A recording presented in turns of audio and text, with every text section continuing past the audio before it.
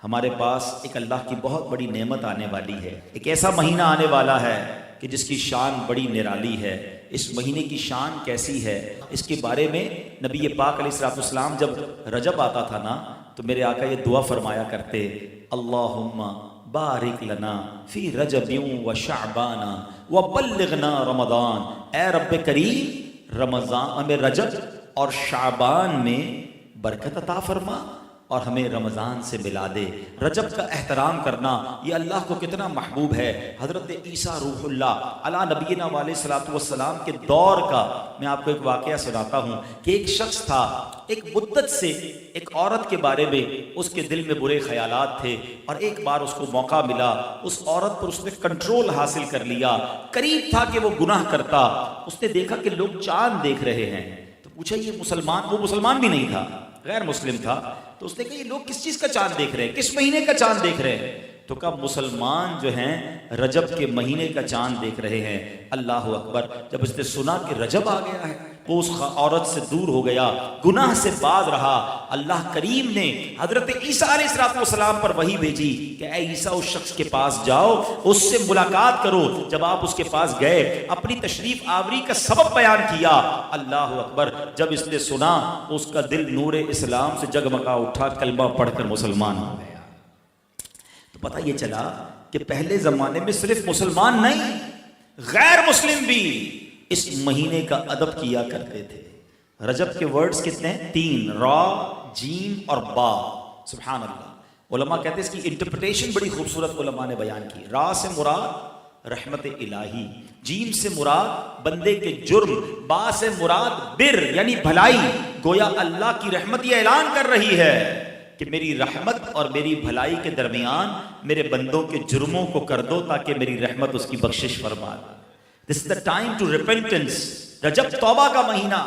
سبحان اللہ! رجب کے بارے میں آتا ہے کہ رجب اللہ کا مہینہ ہے، احادیث میں ملتا ہے رجب اللہ کا مہینہ ہے۔ آقا فرماتے الشعبان شہری، شعبان میرا مہینہ ہے اور رمضان میری امت کا مہینہ ہے۔ تو یہ بہت خوبصورت سیکوینس شروع ہو رہی ہے۔ یہ مہینے ضائع کرنے والے نہیں، ہاں یہ مہینے اللہ کی رحمت کو لوٹنا ہے اس مہینے میں۔ اور سبحان اللہ! ایک بہت خوبصورت بات میں بتاؤں کہ نبی پاک علیہ السلام فرماتے ہیں 5 راتیں ایسی ہیں جس میں دعا رد نہیں ہوتی۔ حدیث پاک فرمایا رجب کی پہلی رات، 15 شعبان شب برات جو ہوتی ہے، ٹھیک ہے، پھر فرمایا جمعرات اور جمعے کے درمیان کی رات، نمبر 4 عید الفطر کی چاند رات، نمبر 5 عید الاضحیٰ کی چاند رات۔ اور رجب کے روزوں کی تو کیا بات ہے، احادیث میں یہ فضیلت آتی ہے جو رجب میں پہلے دن کا روزہ رکھے، پہلے رجب کا 3 سال کے گناہوں کا کفارہ ہے، دوسرے دن کا روزہ رکھے 2 سال کے گناہوں کا کفارہ، اور تیسرے دن کا روزہ رکھے تو 1 سال کے گناہوں کا کفارہ۔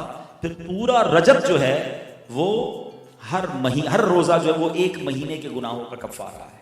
اب تو سردیوں کے دن ہیں، ویسے ہی ہم میں سے کئی لوگ لیٹ لنچ کرتے ہیں، 6 سوا 6 بجے افطار ہو جاتا ہے، ہو سکے تو نفلی روزے رکھیں، یہ عبادت کا مہینہ ہے۔ علامہ صفوری رحمۃ اللہ تعالی علیہ فرماتے ہیں کہ رجب بیج بونے کا مہینہ ہے، شعبان پانی ڈالنے کا مہینہ ہے، اور رمضان فصل کاٹنے کا مہینہ ہے۔ اور بڑی خوبصورت اس کی تفصیل بیان فرماتے ہیں کہ جو بندہ رجب میں عبادت کا بیج نہیں بوتا، شعبان میں ان بیجوں پر اپنے آنسوؤں سے پانی نہیں ڈالتا، آبیاری نہیں کرتا، وہ رمضان میں رحمت کی فصل کیسے کاٹ سکے گا؟ تو this is the time to prepare yourself. یہ تو وقت آ گیا مسجد کی طرف آنے کا، تلاوت کرنے کا، روزے رکھنے کا۔ اگر کوئی دوری ہو گئی ہے عبادت سے تو پھر جڑ جائیں، اور رحمتوں والے مہینے شروع ہو رہے ہیں۔ تو اے میرے پیارے اسلامی بھائیوں، اللہ کرے کہ ہم رجب میں اللہ کی عبادت کر کے، اپنے گناہوں کی معافی مانگ کے ہم اس رجب کو اس طرح گزاریں۔ اور رجب میں ایک اور کام کرنے کا بڑا زبردست میں آپ کو بتا دوں کہ نبی پاک علیہ السلام فرماتے ہیں، حضرت عبداللہ ابن زبیر رضی اللہ عنہ سے روایت ہے کہ جو ماہ رجب میں کسی مسلمان کی پریشانی دور کرے، اللہ عز و جل اس کو جنت میں ایسا محل عطا فرمائے گا جو حد نظر تک وسیع ہوگا۔ تم رجب کا اکرام کرو، اللہ کریم 1000 کرامتوں کے ساتھ تمہارا اکرام فرمائے گا۔ اللہ کرے کہ ہماری کوئی نماز قضا نہ ہو، ہم اس میں نفلی روزے رکھیں، اس میں درود پاک کی کثرت کریں، استغفار کی کثرت کریں۔ اللہ کا مہینہ ہے، خوب اللہ کی طرف لو لگائیں کہ یا اللہ تیرا مہینہ آ گیا، بندہ بھی تو میں تیرا ہوں، میرے مولا تو میری مغفرت فرما دے۔ اللہ ہمیں اس مہینے کی برکتیں عطا فرمائے۔ نبی پاک علیہ السلام فرماتے ہیں بے شک صدقہ کرنے والوں کو صدقہ قبر کی گرمی سے بچاتا ہے، اور بلا شبہ مسلمان قیامت کے دن اپنے صدقے کے سائے میں ہوگا۔ جب سایہ نہیں ہوگا، جب بہت گرمی ہوگی، جب بڑی تپش ہوگی، سوچو صدقہ کرنے والا کتنا خوش نصیب ہے، اور وہ اور خوش نصیب ہے جو روزانہ کچھ دنوں کے بعد جب موقع ملتا ہے دیتا ہی رہتا ہے، میرا سایہ بڑا ہو جائے، میں اس گرمی میں کہیں تپش پہ مارا نہ جاؤں۔ اگر اس نیت سے صدقہ دو کہ مولا کریم قیامت کے دن کی گرمی سے بچا لیجیے، تو انشاءاللہ صدقہ دینے کا لطف بھی اور آئے گا۔ یا الہی گرمی محشر سے جب پڑھ کے بدر دامن محبوب کی ٹھنڈی ہوا کا ساتھ ہو، یا الہی جب زبانیں باہر آئے پیاس سے ساقی کوثر شہے جود و عطا کا ساتھ ہو۔ اے میرے بیچ اسلامی بھائیوں، صدقہ دینے میں بڑی جس کو کہنا خوشی دلی کے ساتھ آگے بڑھ بڑھ کر ان موقعوں سے فائدہ اٹھانا چاہیے۔ صدقہ عمر میں اضافے کا بھی باعث بنتا ہے۔ جی ہاں، بڑا کمال کا واقعہ ہے۔ حضرت عیسیٰ علیہ السلام کے زمانے میں ایک دھوبی تھا، لوگوں کے کپڑے آپس میں تبدیل کر دیتا تھا۔ لوگوں نے حضرت عیسیٰ علیہ السلام کو اس کے بارے میں بتایا کہ حضور یہ بندہ بڑا گڑبڑ بندہ ہے، سب کے کپڑے ملا دیتا ہے، تو آپ جو ہے اس بندے کے لیے کچھ کیجیے۔ آپ نے اللہ کی بارگاہ میں اس کی ہلاکت کی دعا کر دی۔ وہ بندہ دھوبی اپنے معمول سے گھر سے نکلا، اس کے پاس 3 روٹیاں تھیں۔ ایک سائل آیا تو اس نے ایک روٹی اسے دے دی۔ سائل نے دعا دی، اللہ تعالیٰ تجھ سے آفات سماویہ یعنی آسمانی آفت سے تجھے بچا لے۔ دھوبی نے اس دعا سے بڑا متاثر ہوا، ایک اور روٹی دے دی۔ اس سائل نے دعا کی کہ اللہ تعالیٰ تجھے جملہ آفتوں سے محفوظ رکھے۔ اس نے تیسری روٹی بھی دے دی، تو دھوبی سے اس سائل نے دعا کی اللہ تعالیٰ تجھے توبہ کی بھی توفیق عطا فرما۔ اب ایک بڑا سانپ جو ہے اس کی گٹھڑی میں داخل ہو چکا تھا، کیونکہ اب اس کی ہلاکت کی دعا ہو گئی تھی۔ اس سانپ کی گویا قدرتی یہ ڈیوٹی لگائی گئی تھی کہ اس دھوبی کو کاٹنا ہے۔ جب دھوبی کپڑے لینے کے ارادے سے اس نے گٹھڑی کے اندر ہاتھ ڈالا تو فرشتے نے اس سانپ کو لوہے کی ایک لگام ڈال دی، اور وہ دھوبی سلامتی کے ساتھ واپس آ گیا۔ دھوبی کو پتہ ہی نہیں چلا کیا ہوا۔ لوگوں نے حضرت عیسیٰ علیہ السلام سے عرض کی کہ اے روح اللہ، دھوبی تو صحیح سلامت واپس آ گیا، آپ نے تو اس کی ہلاکت کی دعا کی تھی، آپ تو اللہ کے نبی ہیں، ذرا سنو۔ حضرت عیسیٰ علیہ السلام نے دھوبی کو بلایا، فرمایا بتاؤ تم نے کون سی بھلائی کی ہے؟ کہتا 3 روٹیاں تھیں، تینوں اللہ کی راہ میں صدقہ کی، اور وہ مجھے فقیر جو تھا وہ ہاتھ اٹھا کر جھولیاں اٹھا کر دعائیں دیتا رہا۔ تو آپ علیہ السلام نے اس سانپ سے پوچھا کہ تم نے اسے قتل کیوں نہیں کیا؟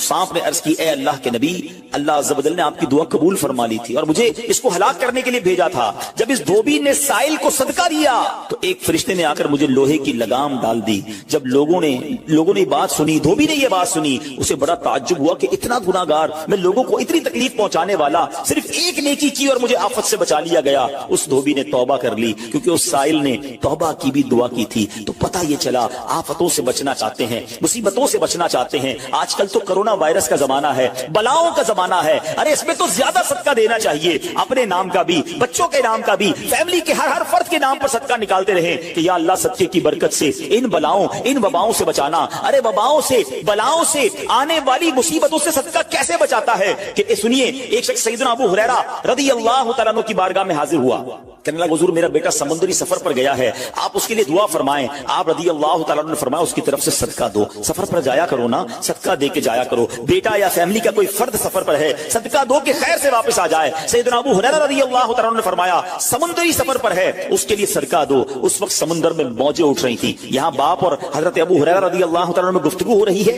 عین اسی وقت ادھر سمندر میں موجیں اٹھ رہی تھی، جہاز ڈوبنے کے قریب تھا، ادھر اس کے والد نے اللہ کی راہ میں صدقہ دیا، اور وہاں کہنے والے کو کہتے ہوئے سنا گیا اے سواروں تمہارے لیے سلامتی ہے، بے شک اللہ تعالیٰ نے فدیہ قبول فرما لیا۔ بیٹا سفر سے واپس آیا، اپنے والد کو سارا واقعہ سنایا کہ جہاز موجوں میں تھا، قریب تھا کہ ڈوب جاتا، مگر پھر ایک ندا آئی کہ تمہارے لیے جو صدقہ دیا گیا ہے وہ قبول کر لیا گیا ہے۔ تو اے میرے بیچ اسلامی بھائیوں، میں نے آپ کو احادیث بھی سنائی ہیں، آپ کو واقعات بھی سنا رہا ہوں کہ صدقہ بلاؤں کو ٹالتا ہے، صدقہ بیماریوں کو ٹالتا ہے۔ آپ نبی پاک علیہ الصلوۃ والسلام کی زبانی ایک خوبصورت واقعہ آپ کو سناتا ہوں۔ پیارے آقا علیہ الصلوۃ والسلام نے ہی یہ واقعہ صحابہ کرام کو سنایا۔ واقعہ کیا ہے؟ میرے آقا فرماتے ایک عورت کے منہ میں لقمہ تھا، کھانا کھا رہی تھی، ہاتھ میں لقمہ اور منہ میں ڈال لیا، اتنے میں دروازے پر ایک سائل آیا۔ وہ عورت کیسی توکل والی، کیسی صدقہ دینے والی، کتنا اللہ کی راہ میں خرچ کرنے والی تھی کہ وہ لقمہ اس نے منہ سے روکا اور سائل کو دے دیا کہ یہ کھا لے، میں بھوکی ٹھیک ہوں، یہ بیچارہ غریب ہے، دے دیا اس۔ چھوٹی سی بات تھی، ایک لقمہ کیا ہوتا ہے؟ کچھ لوگ ہی کہتے ہیں پیسے ہی تھوڑے جیب میں، 5 10 15 روپے 50 روپے 100 روپے کے صدقے سے کیا ہوگا، میں تو خود غریب ہوں۔ سنو، ایک ہی لقمہ تھا نا، دیگ نہیں تھی بریانی کی، ایک لقمہ تھا، اور یہ واقعہ سرور کائنات علیہ السلام اپنے صحابہ کو سنا رہے ہیں۔ فرمایا وہ لقمہ اس عورت نے روکا اور فقیر کو دے دیا. اب اس عورت کے کچھ عرصے بعد بچے کی ولادت ہوئی. بچہ تھوڑا سا بڑا ہوا, باہر ماں کے ساتھ چلنے لگا, گھومنے پھرنے لگا. تو باہر گیا تو ایک بھیڑیا آیا, اور بھیڑیا آ کر اس کے بچے کو اس نے منہ سے پکڑا اور بھاگ. ماں پیچھے بھاگ رہی, میرا بیٹا میرا بچہ, اور بھیڑیا آگے بھاگ رہا. اللہ اکبر. اللہ تبارک و تعالی نے ایک فرشتے کو حکم دیا کہ بھیڑیے کے پیچھے جاؤ, اس کے منہ سے بچہ چھین کر لاؤ اور اس کی ماں کے حوالے کر دو, اور ماں کو کہہ دینا اللہ عز و جل نے تم پر سلام بھیجا ہے اور فرمایا ہے کہ یہ لقمے کے بدلے لقمہ ہے. بات آئی سمجھ میں؟ اپنا لقمہ جو تم نے میری راہ میں دیا تھا, بھیڑیا کے لقمے سے تمہارے بیٹے کو بچایا ہے تمہارے رب نے. اللہ نے سلام بھیجا ہے. اے میرے میٹھے اسلامی بھائیو, یہ حدیث بتا رہی ہے کہ گناہ نیکی جو تھوڑی سی بھی ہو نا, وہ ضائع نہیں کی جاتی, وہ اللہ کے یہاں محفوظ ہے. جمعے کے خطبے میں ایک حدیث سنتے ہیں, البر لا یبلا والذنب لا ینسا والدیان لا یموت. سن لو, نیکی پرانی نہیں ہوتی, گناہ بھلایا نہیں جاتا, اور فیصلہ کرنے والا جو رب عز و جل ہے اسے موت نہیں آتی ہے. اب ہمیں سوچنا ہے کہ ہم نیکی کر بھی رہے ہیں کہ نہیں, کہ گناہ کر کر کے اپنے اکاؤنٹ کو بھری جا رہے ہیں. یہ چھوٹے چھوٹے صدقے جب جب موقع ملے, ماشاءاللہ ہم جمعہ پڑھنے جاتے ہیں, کل بھی جائیں گے. مسجدوں میں ہم نے دیکھا ہوگا مسجد کا ڈبہ آتا ہے سامنے, کچھ نہ کچھ ڈال دیا کرو اس نیت کے ساتھ کہ یار تھوڑے اور جمع کرا دوں اپنی آخرت میں, تھوڑے اور اپنے پیسے جمع کرا, تھوڑے اور آگے چلے جائیں. اور یہ میں ایسے ہی خود نہیں کہہ رہا, سبحان اللہ. میں آپ کو بڑی خوبصورت 2-3 حدیثیں سناتا ہوں. پہلے تو یہ سمجھیے کہ آج کل دنیا میں اور آپ یہ چاہتے ہیں کہ ہمارے جو پیسے ہیں نا سیکیور رہیں. آج کل بڑا عجیب معاملہ, اچانک آگ لگ جاتی ہے, کسی کے پیسے چوری ہو جاتے ہیں, لوگ پریشان رہتے ہیں, سیکیورٹی مل جائے. ٹھیک ہے, تو میں آپ کو ایک حدیث سنانے جا رہا ہوں. نبی پاک علیہ الصلوۃ والسلام فرماتے ہیں, اللہ کے حبیب علیہ الصلوۃ والسلام فرماتے ہیں کہ رب عز و جل فرماتا ہے, یعنی یہ حدیث قدسی ہے. اللہ فرماتا ہے, اے ابن آدم, اپنے خزانے میں سے میرے پاس کچھ جمع کر دے. اپنے پیسوں میں سے کچھ پیسے میرے پاس جمع کر دے. میں حدیث کا خلاصہ عرض کر رہا ہوں. نہ جلے گا, نہ ڈوبے گا, نہ چوری کیا جائے گا. سنو کیسی سیکیورٹی ہے. انشورنس آج کل لوگ کراتے ہیں جس میں بعض اوقات حرام انشورنس ہوتی ہے. میں آپ کو سبحان اللہ ایک ایسی گارنٹیڈ مدنی انشورنس بتا رہا ہوں کہ رب فرما رہا ہے, اللہ فرما رہا ہے, اپنا مال میرے پاس جمع کرا دے. نہ جلے گا, نہ ڈوبے گا, نہ چوری ہوگا. اور اللہ فرماتا ہے میں اس وقت تجھے پورا بدلہ دوں گا جب تو اس کا زیادہ ضرورت مند ہوگا. کون سا وقت ہوگا وہ؟ قیامت کا دن, جب بچہ ماں کے پاس جائے گا نا, ماں ایک نیکی دے دے, ماں پھنس گیا ہوں, ایک نیکی چاہیے. ماں اس ایک نیکی میں بھی بیٹے کی مدد نہیں کرے گی. ماں جائے گی اولاد کے پاس کہ بیٹا میرا گناہ لے لو, اولاد کہے گا ماں سے کہ نہیں میں تمہاری مدد نہیں کر سکتا. باپ بیٹے کی ہیلپ نہیں کرے گا. ایسا حال, مگر کون حامی ہوگا؟ اللہ اکبر. میرے اعلیٰ حضرت سے پوچھو, فرماتے ہیں رضا ان کے سوا رضا کوئی حامی نہیں جہاں.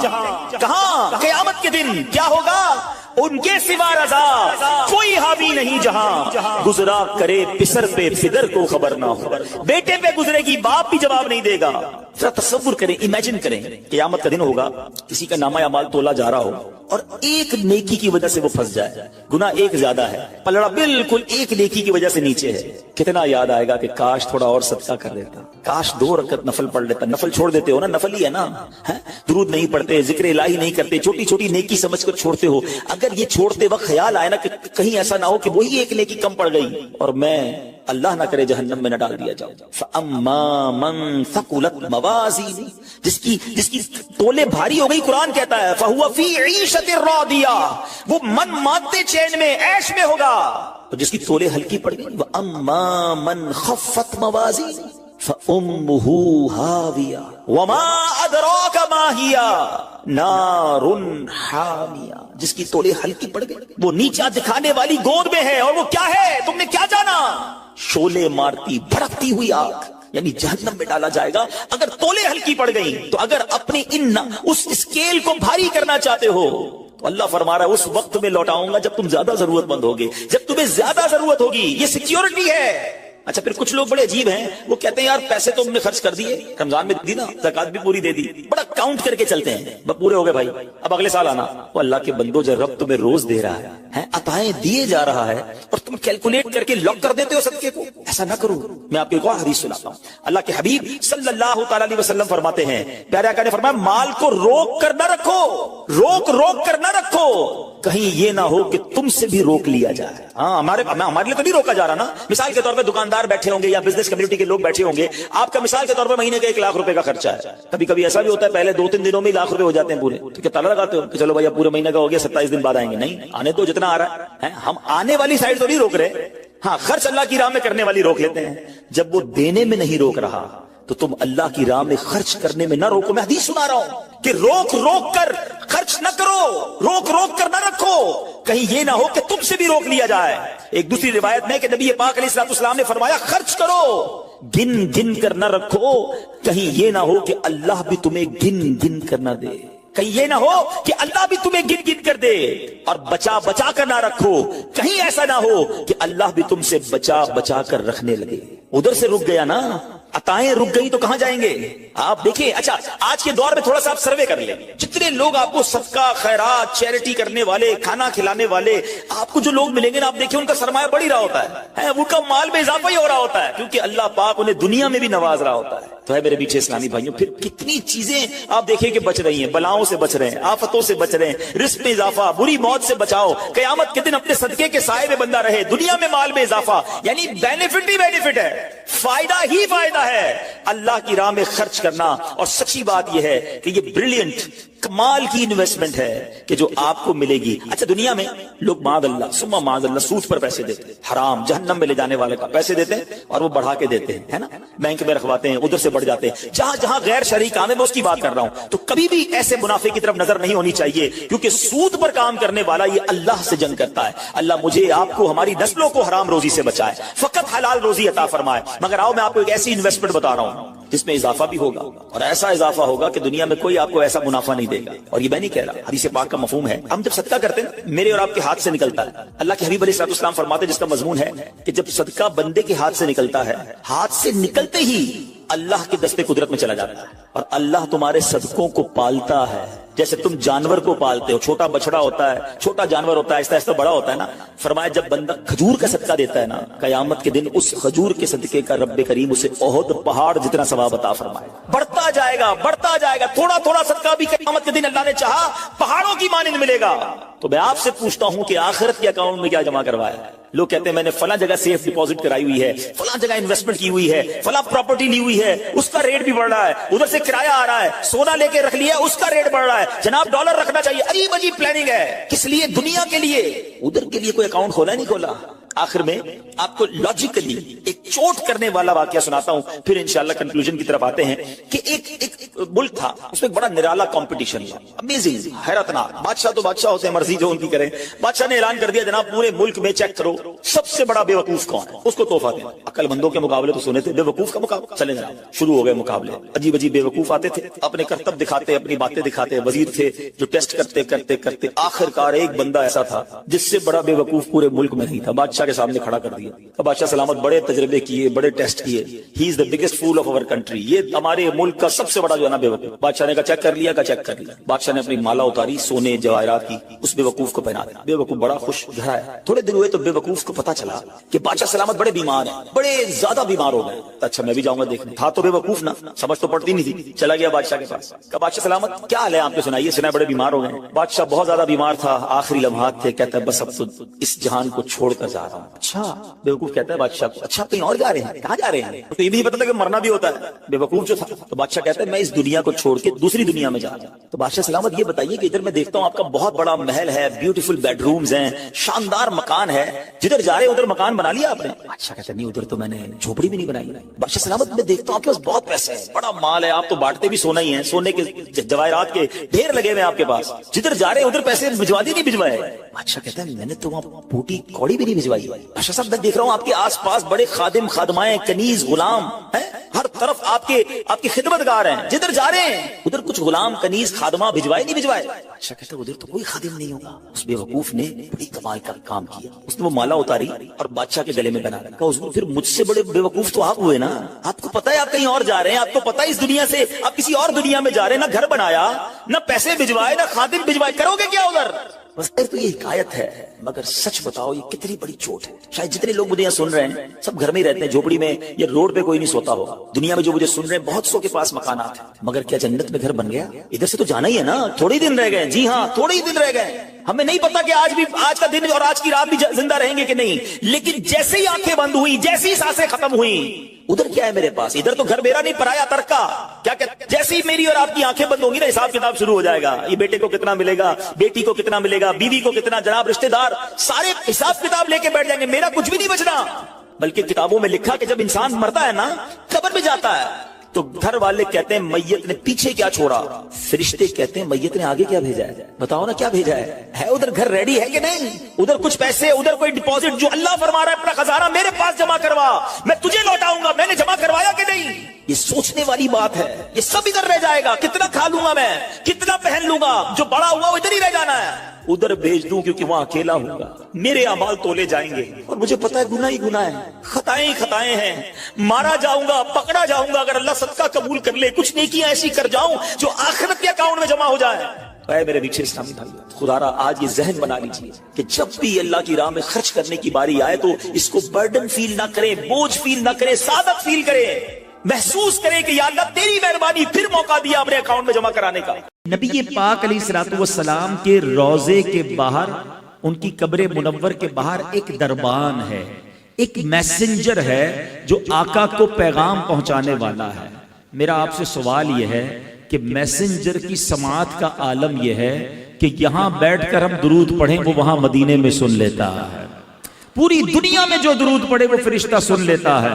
صرف سنتا نہیں، پڑھنے والے کو ریکگنائز بھی کر لیتا ہے کہ پڑھنے والا ہے کون، اس کا نام کیا ہے، اس کے والد کا نام کیا ہے. ذرا بتاؤ دربان کی سماعت کا عالم یہ ہے تو مصطفیٰ کریم کی سماعت کا عالم کیا ہوگا، میرے آقا کے علم کا عالم کیا ہوگا. تو اگر آج عاشقان رسول جھوم جھوم کر صلاۃ و سلام میں میرے رضا کا یہ شعر پڑھتے ہیں تو کیا غلط کرتے ہیں کہ دور و نزدیک کے سننے والے وہ کان، دور و نزدیک کے سننے والے وہ کان، کان لعلے کرامت پہ لاکھوں سلام. تو یہ تو حدیث پاک سے پتا چل رہا ہے کہ جب دربان مصطفیٰ سب کی آوازیں سن لیتا ہے، وہ سب کے درود سن لیتا ہے، تو میرے آقا کیوں نہ سماعت فرمائیں گے. بس دل سے پکارنا ہے، فریاد امتی جو کرے حال زار میں، فریاد امتی جو کرے حال زار میں، ممکن نہیں کہ خیر بشر کو خبر نہ ہو، واللہ وہ سن لیں گے، فریاد کو پہنچیں گے.